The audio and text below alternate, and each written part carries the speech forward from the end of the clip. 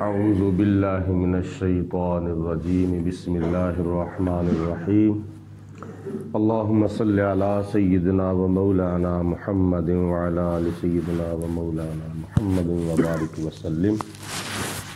قرآن مجید فرقان حمید کی سورۃ بنی اسرائیل کی آیت نمبر 35 ہے۔ اس سے پہلے اور اس کے بعد اللہ پاک نے ان احکامات کا ذکر کیا ہے جن کا تعلق اصلاح معاشرہ سے ہے، اور معاشرے کو سنوارنا یہ ہماری ذمہ داری ہے۔ اپنے معاشرے کو اسلامی معاشرہ بنانے کی کوشش کرنی چاہیے، کیونکہ ہم مسلمان ہیں، ہمارے والدین مسلمان، ہمارا دادا دادی نانا نانی، ہم جدی پشتی مسلمان ہیں۔ تو ان میں سے ایک پوائنٹ یہ بھی ہے کہ جب کسی کو سودا دو تو اس وقت تول کے دو اور ناپ کے دو۔ یہ ایسا عمل ہے جس کا تعلق حقوق العباد کی ادائیگی کے ساتھ بھی ہے اور بیچنے والے کے رزق حلال کے ساتھ بھی ہے۔ رزق حلال خود بھی کھانا ہے اور اپنی بیوی بچوں کو بھی کھلانا ہے، اور لقمہ حرام سے خود بھی بچنا ہے اور اپنی بیوی بچوں کو بھی بچانا ہے۔ دوسرے نمبر پر اگر سودا پورا تول کے نہ دیا جائے گا تو لینے والے خریدنے والے کے حقوق کے اندر بھی کمی اور پیشی آ جائے گی اور اس کا بھی حق ادا نہیں ہوگا، جبکہ اس کا حق جو ہے وہ حقوق العباد میں ہے۔ بڑا اہم مسئلہ یہ ہے، اللہ پاک نے ارشاد فرمایا وَأَوْفُوا الْكَيْلَ إِذَا كِلْتُمْ، جب تم کسی کو سودا دو تو ناپ کے دو، اور ناپ کے بھی مکمل طور پر دو۔ وَزِنُوا بِالْقِسْطَاسِ الْمُسْتَقِيمِ، اور جس ترازو کے اوپر تم سودا تول رہے ہو، وزن کر رہے ہو، وہ ترازو بھی سیدھا ہونا چاہیے اور صحیح ہونا چاہیے، اس کے اندر بھی کوئی بھی کسی قسم کی کمی نہیں آنی چاہیے۔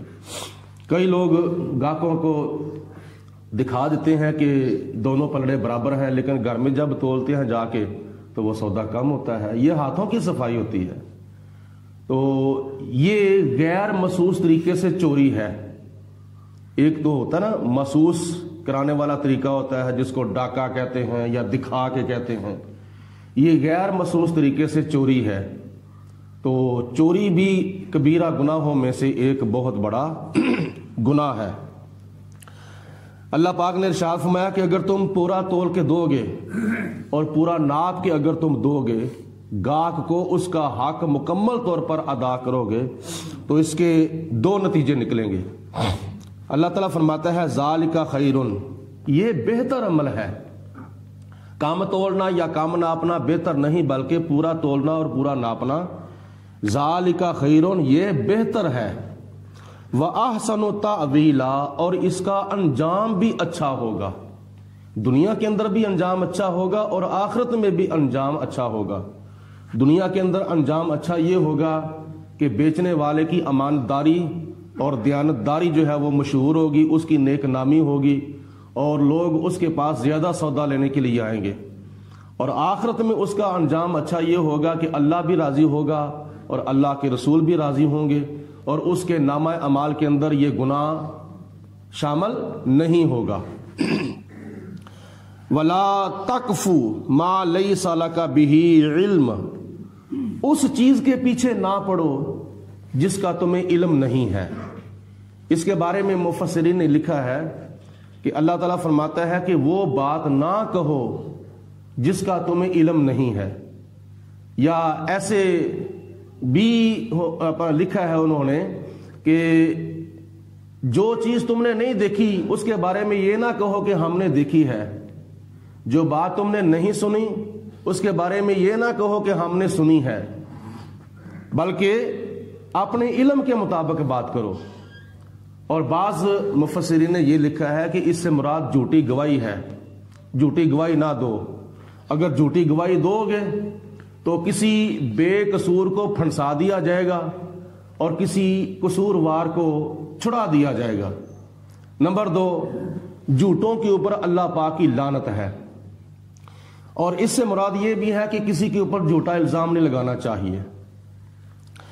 ان السمع، بے شک جو کان ہیں، والبصر، اور جو آنکھیں ہیں، والفؤاد، اور جو دل ہے، یہ تین چیزیں ایسی ہیں، کل اولئک کان عنہ مسئولا، ان تین چیزوں کے بارے میں قیامت کے دن سوال کیا جائے گا، حساب و کتاب ہوگا کہ تم نے آنکھوں کو کہاں استعمال کیا، تم نے کانوں کو کہاں استعمال کیا، تم نے اپنے دلوں کو کہاں استعمال کیا ہے۔ وَلَا تَمْشِ فِي الْأَرْضِ مَرَحًا، اللہ فرماتا ہے زمین کے اوپر جب تم چلو تو اکڑ کے نہ چلو، غرور اور تکبر کے ساتھ نہ چلو۔ اِنَّكَ لَن تَخْرِقَ الْأَرْضَ، کیا تو زمین کے اوپر زور زور سے پاؤں مار کے زمین کے اندر سوراخ کر دے گا؟ ایسا تو ہرگز نہیں کر سکتا۔ یہ جو تو زمین کے اوپر غرور اور تکبر کے ساتھ چل رہا ہے، اکڑ کے چل رہا ہے، تو کیا اپنے پاؤں کے ساتھ تو زمین کے اندر سوراخ کر سکتا ہے؟ نہیں کر سکتا۔ وَلَن تَبْلُغَ الْجِبَالَ طُولًا، اور اتنا اونچا ہو کے تو چل رہا ہے۔ تکبر اور غرور کا ایک پہلو بھی ہے کہ بندہ اونچا ہو کے چلتا ہے، تو کیا تو اونچا ہو کے چل رہا ہے تو پہاڑوں کی طرح بلند ہو سکتا ہے؟ تو پہاڑوں کی طرح بلند بھی نہیں ہو سکتا۔ زمین کے اوپر زور زور سے پاؤں مارنے کی وجہ سے تو زمین کے اندر سوراخ بھی نہیں کر سکتا، تو پھر تکبر کون سا، غرور کون سا، اکڑ کون سی ہے؟ چلنا چاہیے لیکن سادگی کے ساتھ اور وقار کے ساتھ چلنا چاہیے، چلنا چاہیے زمین کے اندر لیکن وقار کے ساتھ۔ اتنا بھی ڈھیلا نہیں چلنا چاہیے کہ دیکھنے والا بندہ کہے پتہ نہیں یہ بیمار جا رہا ہے لیکن حقیقت میں ہو تندرست۔ اللہ تعالیٰ فرماتا ہے کہ اس گناہ سے بچو۔ اور اس کا ایک پہلو یہ بھی ہے کہ نبی پاک علیہ الصلوۃ والسلام نے فرمایا کہ جو بندہ اپنی شلوار کے پائنچے یا اپنا تہ بند ٹخنوں کے نیچے رکھتا ہے، یہ بھی ایک غرور اور تکبر ہے۔ تو اس سے بھی نبی پاک علیہ الصلوۃ والسلام نے منع فرمایا ہے۔ نماز کے دوران یا نماز کے علاوہ بھی اپنا تہ بند اور شلوار کے جو پائنچے ہیں وہ ٹخنے سے اوپر ہونے چاہیے، یعنی اس کا مطلب یہ نہیں کہ ٹخنے ننگے ہونے چاہیے، ٹخنوں سے اوپر ہونے چاہیے، کیونکہ سردیوں کے اندر عام لوگوں نے جرابیں پہنی ہوتی ہیں، موزے پہنے ہوتے ہیں، تو ٹخنے تو پھر بھی ننگے نہیں ہوتے۔ حضور علیہ السلام نے فرمایا کہ اپنے پونچوں کو ٹخنوں سے اوپر رکھو، اور نیچے رکھنا یہ غرور اور تکبر کی علامت ہے۔ آگے فرمایا کلو ذالک کان سیئہ عند ربک مکروہا، یہ جتنے بھی گناہوں کا ذکر کیا گیا ہے، ان گناہوں کی جو برائی ہے وہ تمہارے رب کے نزدیک بہت ہی ناپسندیدہ ہے۔ کم تول کے دینا اللہ کو ناپسند ہے، کم ناپ کے دینا اللہ کو ناپسند ہے، بدکاری غلط کاری اللہ کو ناپسند ہے، والدین کی گستاخی اللہ کو ناپسند ہے۔ یہ تقریباً 2 رکوعوں کی آیات بینات کے اندر اللہ پاک نے ایسے گناہوں کا ذکر کیا ہے، اور بڑے بڑے اہم کاموں کا اللہ پاک نے حکم دیا ہے۔ ذالک مما اوحی الیک ربک من الحکمت، اے میرے حبیب علیہ الصلوۃ والسلام، یہ باتیں وہ باتیں ہیں، یہ احکامات وہ احکامات ہیں جو تمہارے رب کی طرف سے تمہارے اوپر وحی کیے گئے ہیں۔ حضرت جبریل علیہ الصلوۃ والسلام تمہارے رب کی طرف سے تمہارے اوپر لے کر آئے ہیں، اور یہ بڑی حکمت کی باتیں ہیں۔ وَلَا تَجْعَلْ مَعَ اللَّهِ إِلَٰهًا آخَرَ، اور اللہ تعالیٰ کے ساتھ کسی اور معبود کو نہ ٹھہراؤ۔ اللہ ایک ہی معبود ہے، اللہ کے سوا کوئی اور معبود نہیں ہے۔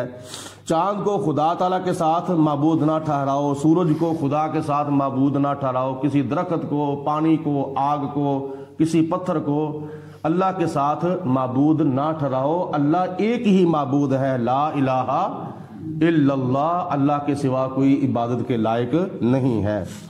اگر تم کوئی بندہ تم میں سے اللہ کے ساتھ کسی اور چیز کو بھی معبود ٹھہرائے گا، یعنی عبادت کے لائق سمجھے گا، فَتُلْقَى فِي جَهَنَّمَ مَلُومًا مَدْحُورًا، اللہ فرماتا ہے کہ اس کو جہنم کے اندر اس حالت میں دھکیل دیا جائے گا کہ اس کو ملامت کی جائے گی اور اس کو دھکے دے دے کر، ددکارا ہوا دھکے دے دے کر اس کو جہنم کے اندر پھینکا جائے گا۔ آفا اسفاکم ربکم بالبنین، یہ کفار مکہ کو خطاب ہے۔ اللہ فرماتا ہے کہ اے مکے کے کافرو، کیا تم جو اللہ پاک کے ساتھ شرک کرتے ہو، ان کے شرک کا ایک پہلو یہ بھی تھا کہ وہ فرشتوں کو خدا کی بیٹیاں کہتے تھے اور اپنے لیے وہ بیٹے منتخب کرتے تھے، یعنی ان کے گھر میں کوئی بیٹی پیدا ہو جاتی تھی تو وہ افسوس کرتے تھے، بیٹیوں کو ناپسند کرتے تھے، بیٹوں کو وہ پسند کرتے تھے اور فرشتوں کو خدا کی بیٹیاں وہ قرار دیتے تھے۔ تو اللہ پاک فرماتا ہے کہ اے مکے کے کافرو، آفا اسفاکم ربکم بالبنینا، کیا تمہارے رب نے تمہارے لیے بیٹوں کو منتخب کیا ہے؟ یہ سوالیہ انداز میں اللہ پاک نے فرمایا ہے، کیا تمہارے رب نے تمہارے لیے بیٹوں کو منتخب کیا ہے؟ واتخذ من الملائکۃ اناسا، کیا اپنے لیے خدا تعالیٰ نے فرشتوں کو بیٹیاں منتخب کر لیا ہے؟ نہیں، ایسا نہیں ہو سکتا۔ اللہ پاک کی ذات بابرکات لم یلد ہے ولم یولد ہے، نہ اس نے کسی کو جنا ہے نہ اس کو کسی نے جنا ہے، وہ جسمانی رشتوں ناتوں سے پاک ہے۔ انکم لتقولون قولا عظیما، یہ جو تم بات کر رہے ہو نا، اپنے لیے ہمیں بیٹے چاہیے اور یہ فرشتے خدا کی بیٹیاں ہیں، اللہ پاک فرماتا ہے یہ تم بہت بڑی سنگین بات کر رہے ہو۔ ایسی یہ بات ہے کہ جس کے اندر شرک پایا جاتا ہے اور اللہ تعالیٰ کی طرف ایسی باتیں منسوب نہیں کرنی چاہیے۔ سبحان اللہ، الحمدللہ، اللہ اکبر، یہ باتیں اللہ پاک کی طرف منسوب کرنی چاہیے۔ سبحان اللہ، اللہ پاک ہے، ہر عیب سے پاک ہے، ہر کمزوری سے پاک ہے، کھانے سے پاک ہے، پینے سے پاک ہے، بیٹھنے سے پاک ہے، اٹھنے سے پاک ہے، چلنے سے پاک ہے، آنے سے پاک ہے، جانے سے پاک ہے، نیند سے پاک ہے، سونے سے پاک ہے، ایسے کاموں سے اللہ پاک پاک ہے۔ تو یہ بیٹیاں کہنا یا بیٹے کہنا یا اولاد کہنا، یہ اللہ پاک کی طرف بات کو منسوب نہیں کرنا چاہیے، یہ شرک ہے اور اس شرکیہ عقیدے سے بچنا چاہیے۔ اللہ پاک کی ذات بابرکات ہم سب کو نبی کریم علیہ الصلوۃ والسلام کی تعلیمات پر اور قرآن پاک کی